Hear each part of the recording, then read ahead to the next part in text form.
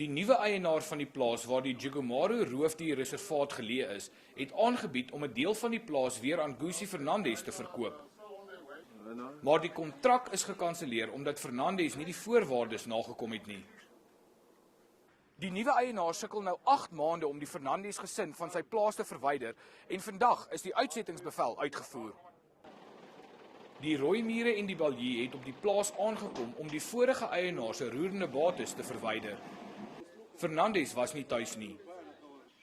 Panju die tier woon op die plaas saam met 30 ander tiere, leeu's en wolwe.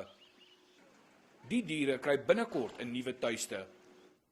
Die diere is in die interim verkoop aan 'n derde party. Die derde party het 'n soortgelyke tipe park waar daar plus minus 200 predatore tans op loop en dat die diere definitief nie gejag gaan word nie. Daar sal na die diere gekyk word. In die interim waar meneer en mevrou Fernandes van die plaas verwyder is, is daar 'n ooreenkoms tussen die likwidateur, die nuwe koper en die huidige plaaseienaar om na die diere om te sien. Fernandes is boonop in die moeilikheid met die gereg. Hy verskyn binnekort in die Landdroshof op Groblersdal op aanklagte van wilddiefstal en wildstropery.